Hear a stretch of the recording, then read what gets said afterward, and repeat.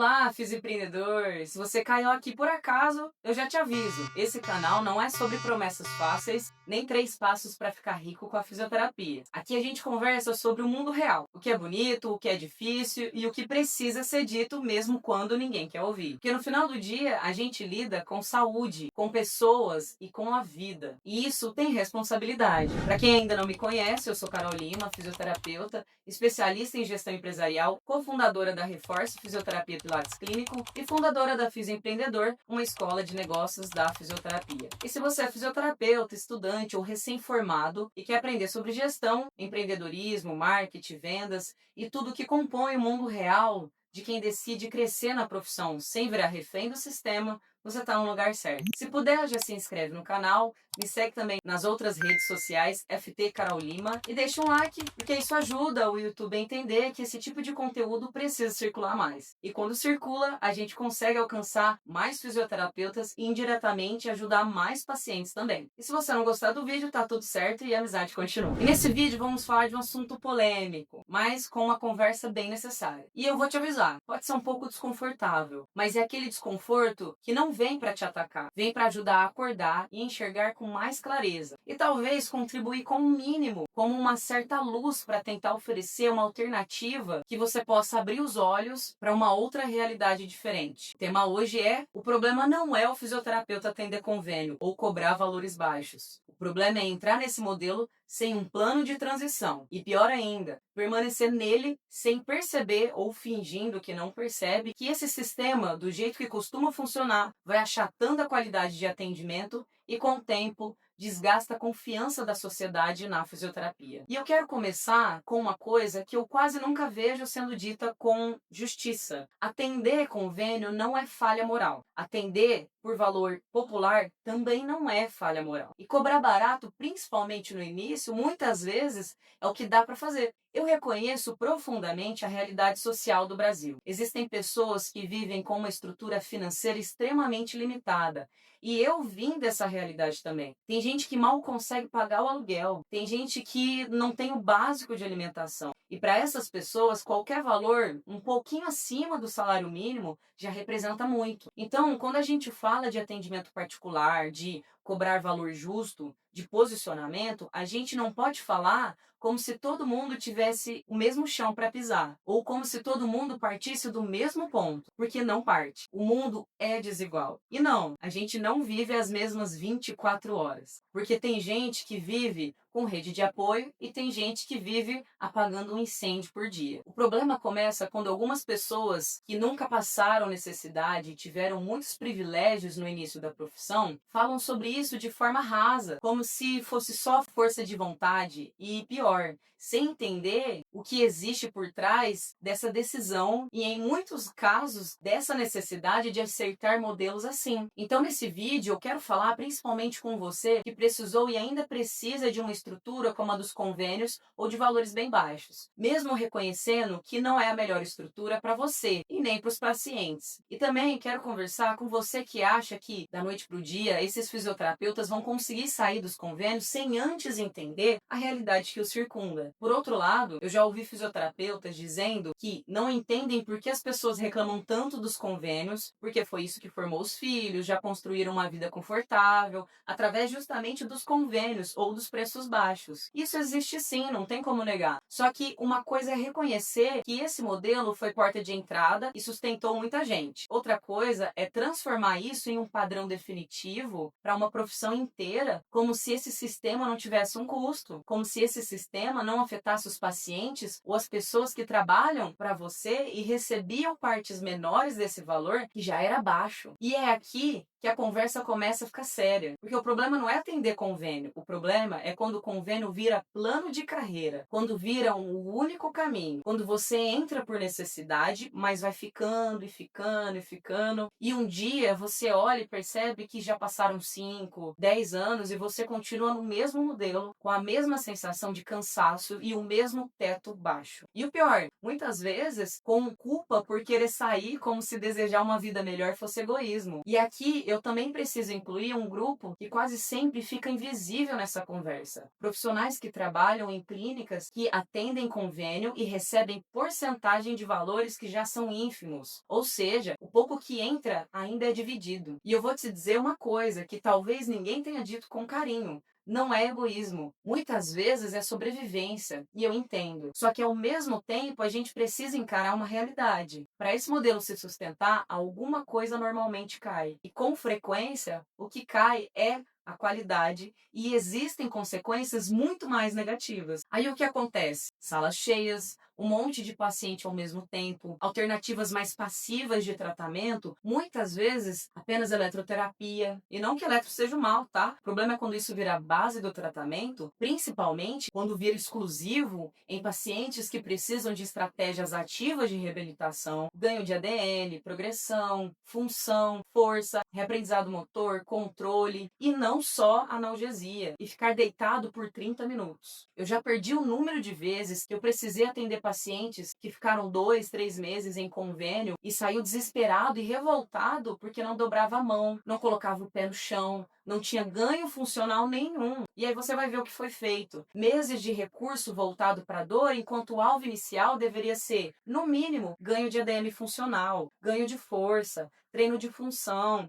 E aí o paciente conclui que a fisioterapia não funciona. Mas não é a fisioterapia que não funciona, é o modelo. E aqui entra uma frase que vale ouro. Fisioterapeuta nenhum consegue atender com qualidade 6, 8, 10 pessoas ao mesmo tempo. Isso não é questão de talento, é limite humano. Por isso a gente precisa ter clareza de uma coisa. Convênio e atendimento barato, na maioria das vezes, são estruturas desenhadas para funcionar em escala, em volume, em massa. E atendimento em massa na saúde não funciona bem. A gente sabe disso. Você sabe disso. Quando a estrutura é baseada em volume, a tendência é muitos pacientes, pouco tempo, baixa margem e alto desgaste. E o atendimento vira o que dá. E o que dá, muitas vezes, não é o que deveria ser. Eu já ouvi paciente dizendo que entrava na sala sabendo exatamente o que faria. Pega os meus pezinhos, faço aquilo ali, enquanto o fisioterapeuta fica sentado só observando. E isso se repete por meses e meses e meses. E aí a pessoa não evolui e não entende o porquê. E eu vou falar isso de um jeito firme, mas com muito respeito. Se você coloca 4, 5, 6 pessoas no mesmo horário, sem considerar dependência, autonomia, cognição, fase de reabilitação, complexidade do caso, risco de queda, dor, medo de adesão e vários outros fatores, olha a quantidade de fatores que você tem que considerar, o que você está fazendo muitas vezes não é fisioterapia. E o pior, você pode estar prejudicando o paciente. Às vezes por falta de opção, às vezes por falta de estrutura,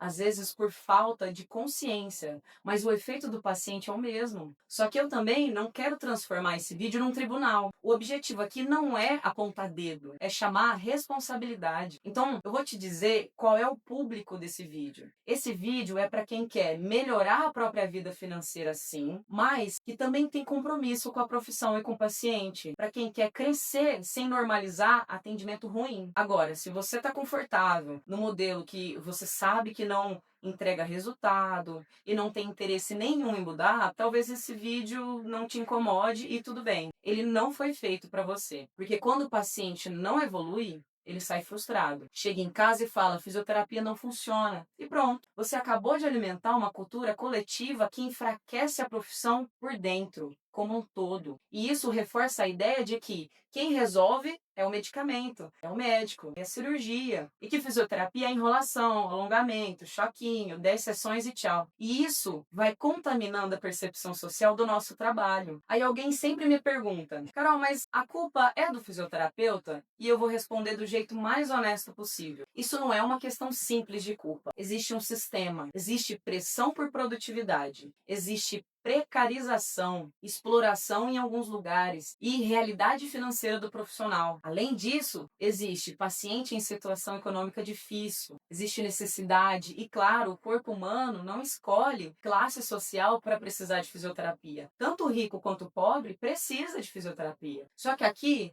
vem um ponto adulto da conversa. Quando você participa disso por muito tempo, sem questionar, sem planejar, sem construir uma saída, você vai ficando preso. E mesmo que você tenha começado como vítima do sistema, sem perceber, você passa a sustentar esse ciclo. E essa é uma verdade difícil. A gente pode começar em qualquer lugar, mas não dá para ficar sempre em um lugar que te impede de fazer fisioterapia de verdade. Agora, eu quero trazer uma perspectiva mais humana e pessoal aqui, porque eu não falo isso dentro de um berço de ouro. Eu já vivi o modelo popular, eu já vivi o valor baixo, eu já tive em estruturas desconfortáveis e que pagam muito pouco. Eu trabalhei em um modelo que a fisioterapia era de R$ 20 por consulta. E eu recebia 11. E mesmo nessa época, eu sempre tentei fazer o que eu considerei no mínimo ético, organizar o atendimento respeitando o máximo possível a condição do paciente. Eu atendi até 3 pacientes por horário, mas considerando caso clínico, dependência, autonomia e cognição. Tinha paciente que dava para manter no ambiente com mais gente, mas tinha paciente que não dava. Tinha paciente que exigia mais atenção, mais segurança, mais presença, e esses eu tentava colocar em horários mais vazios, principalmente horários com menos demanda. Não porque eu era heroína, mas porque se eu não fizesse isso, eu não estaria fazendo meu trabalho com qualidade. Eu estaria cumprindo o turno. E além disso, eu trabalhava em outro lugar ao mesmo tempo. Eu recebia em torno de R$ 1.200 trabalhando 3 horas por dia,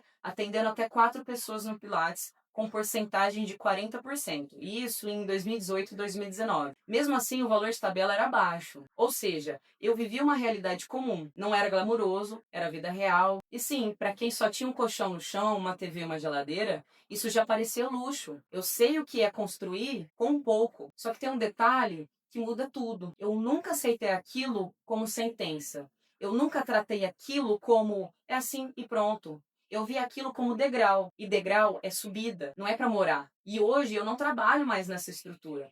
Hoje eu tenho a minha clínica e consigo organizar o atendimento da melhor forma possível, considerando o local onde ela está e o público que eu atendo. Eu ainda atendo, vez ou outra, algumas pessoas com valores mais baixos, sim. Só que agora isso acontece dentro de um modelo que não compromete a minha estrutura financeira e nem a qualidade de atendimento. E aqui entra a grande sacada dessa conversa, a ideia de transição.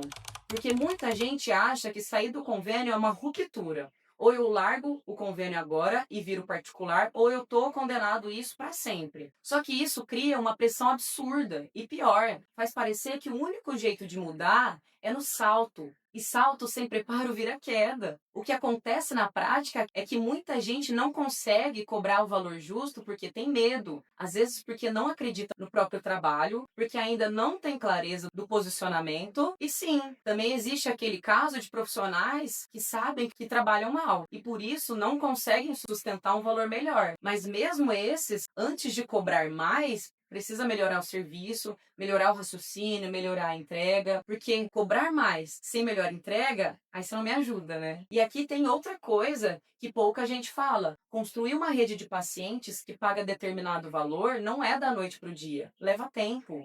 E faz sentido, normalmente, essas pessoas que pagam X conviverem com outras pessoas que também têm condições de pagar X. Isso é rede social fora da internet. Mas isso não surge do nada. Então, eu não estou dizendo que todo mundo precisa sair do convênio amanhã. Eu não estou dizendo que convênio é o vilão absoluto. O que eu estou dizendo é, se você não tem um plano, você vira refém.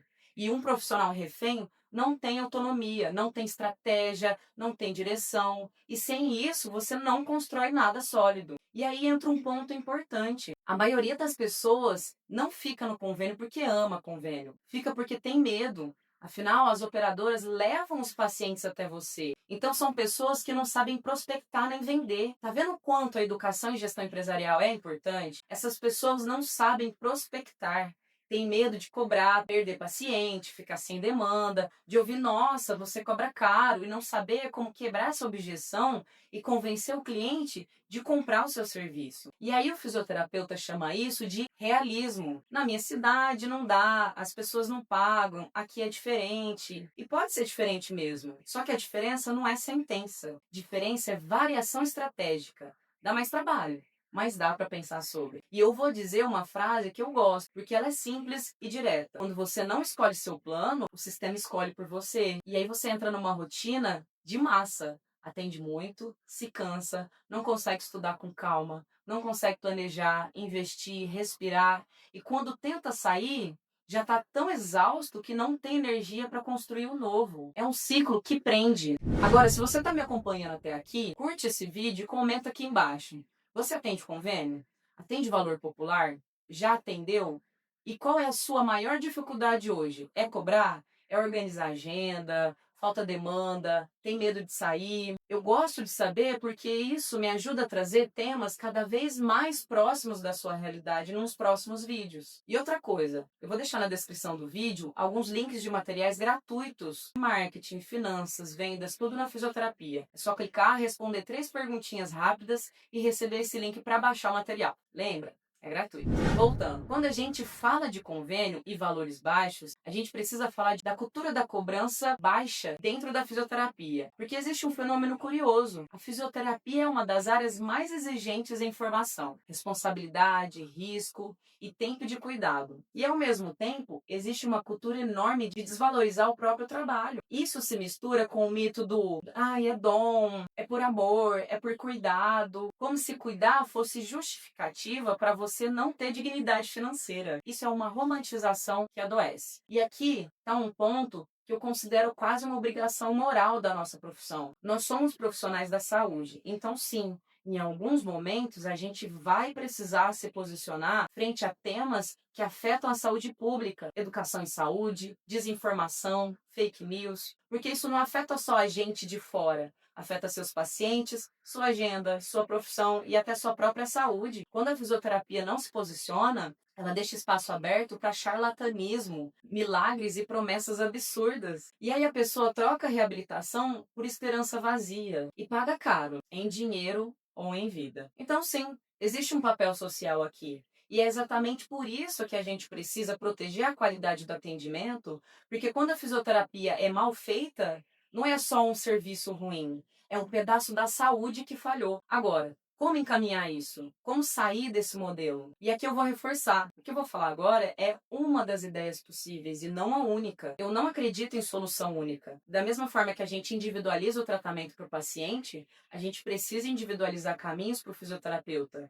Porque cada pessoa tem um ponto de partida, uma realidade, muitas vezes ainda carrega desigualdades estruturais, que pesam demais no crescimento profissional. Pobreza, racismo, misoginia, homofobia e por aí vai. Até dentro de uma profissão predominantemente de mulheres, a gente ainda vê muito espaço de destaque indo mais facilmente para os homens. Mas o princípio central aqui é simples: construir transição sem trair o cuidado. É você continuar trabalhando o que você precisa viver, mas começar a estruturar aos poucos outro modelo de atuação.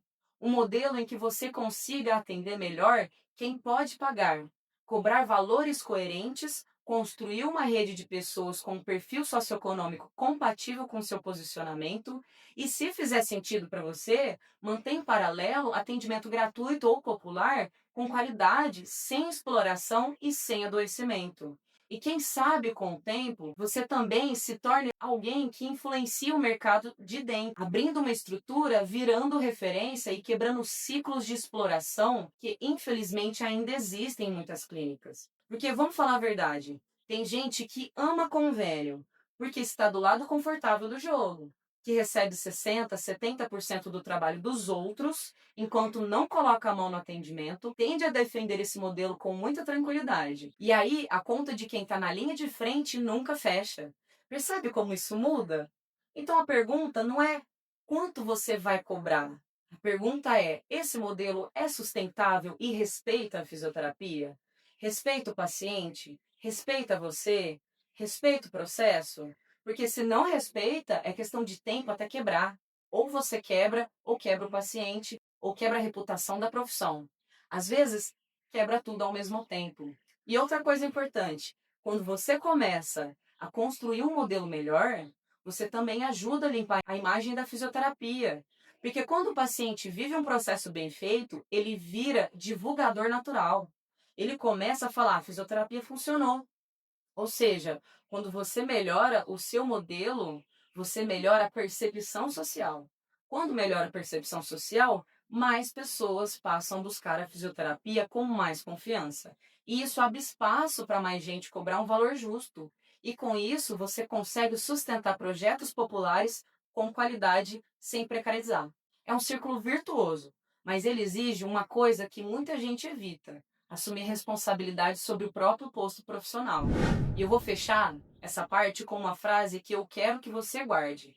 Convênio pode ser começo, mas não deveria ser sentença. Cobrança baixa pode ser etapa, mas não deveria ser destino. E atendimento social pode ser propósito, mas não deveria ser exploração. Bom, e para quem chegou até aqui comigo, eu agradeço muito. Se quiser colocar nos comentários o que você acha desse tema, fica à vontade. Eu sei que é polêmico, mas é importante, a gente precisa conversar sobre essa realidade aí da fisioterapia. Se inscreve no canal, ative o sininho se quiser receber as notificações de um novo vídeo e me segue nas outras redes sociais, @ftcarollima, e confere os links na descrição. Vou deixar o card aqui do vídeo anterior, se você quiser, fica à vontade para dar uma olhadinha. É a parte 2 do livro comentado, Gestão do Amanhã, voltado para a realidade da fisioterapia. E eu quero terminar com uma reflexão final bem direta. A fisioterapia não vai ganhar respeito social com um discurso bonito. Vai ganhar respeito social com entrega de qualidade, com organização, posicionamento e com profissionais que se estruturam a ponto de conseguir atender bem, inclusive quem não tem condição de pagar, sem se destruir no processo. Você não precisa escolher entre ganhar bem e ajudar pessoas. Você precisa escolher um modelo que permita as duas coisas com responsabilidade. Não é fácil, não é rápido, mas é possível. Então, fica aqui o meu convite. Se você atende convênio hoje, não se culpe, mas também não se acomode. Eu vejo você no próximo vídeo. Beijo grande e até a próxima.